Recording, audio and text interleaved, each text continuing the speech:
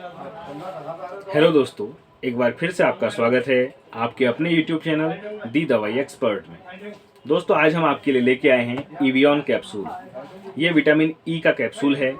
दोस्तों, यह एक फैट सोल्युबल विटामिन होता है।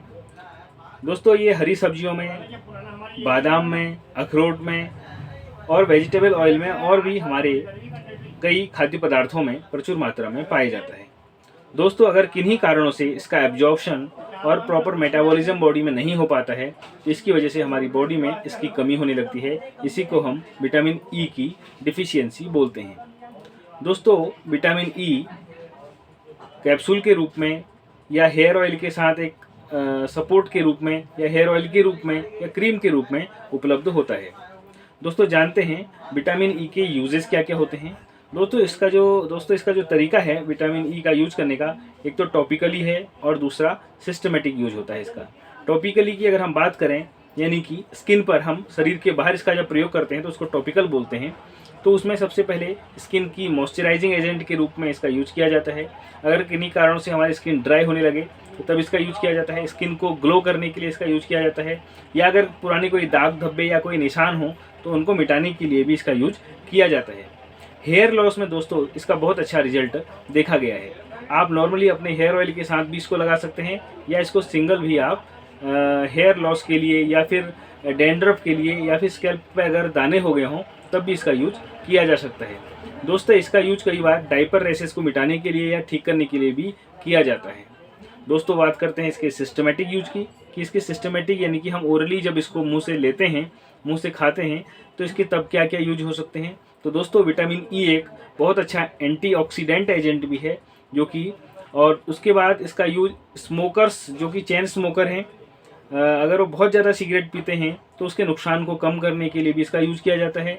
अगर एनीमिया है यानी कि खून की कमी है, आरबीसी ब्रेक डाउन हो जा रही हैं, तो ऐसी स्थिति में भी एक सपोर्टिव थेरेपी के रूप में विटामिन ई का यूज किया जाता है। दोस्तों, कई बार पेशेंट की अगर रेडियोथेरेपी हुई हो तो उसके नुकसान को भरपाई करने के लिए भी इसका यूज किया जाता है।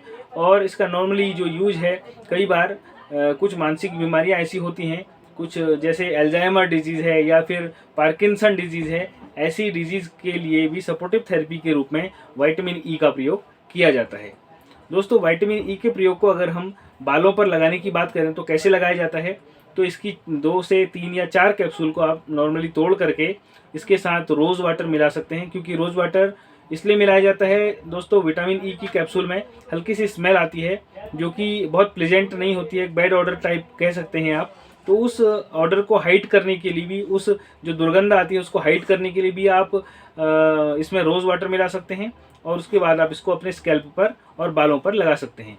तो इसका दोस्तों अगर आप 15 से 20 दिन तक प्रयोग करते हैं तो बालों के झड़ने में काफ़ी आराम आपको मिल जाता है। स्किन पर लगाने के लिए आप कई बार इसमें रोज़ वाटर के साथ ग्लिसरीन और ऐड कर लेते हैं, क्योंकि ग्लिसरीन अपने आप में एक मॉइस्चराइजिंग एजेंट की प्रॉपर्टी लिए हुए होता है, तो जिससे कि आपकी स्किन में जो रूखापन है वो इससे दूर हो जाता है। 15 से 20 दिन इसका प्रयोग करने के बाद आपको इसका अच्छा रिजल्ट देखने को मिलता है। दोस्तों, इसको आप 15 से 20 दिन या 2 महीने 3 महीने तक भी इसका प्रयोग कर सकते हैं। इसके ऐसे कोई साइड इफेक्ट देखने को नहीं मिले हैं।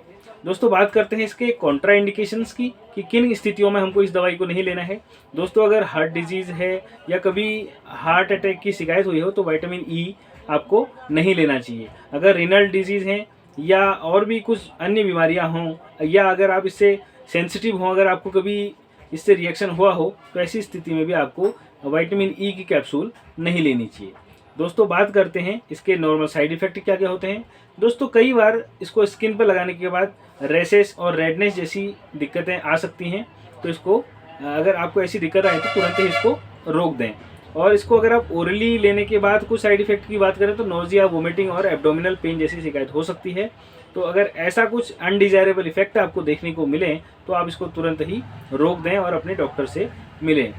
दोस्तों, आशा करता हूं कि आपको विटामिन ई से संबंधित दी गई जानकारी अच्छी लगी होगी और यह जानकारी आपके काम भी आएगी।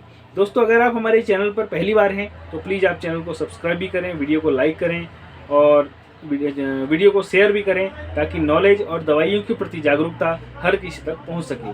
दोस्तों, हमारा उद्देश्य केवल नॉलेज है। हम केवल नॉलेज के लिए वीडियो बनाते हैं, केवल अवेयरनेस के लिए वीडियो बनाते हैं। हमारा उद्देश्य सेल्फ मेडिकेशन को प्रमोट करना बिल्कुल भी नहीं है।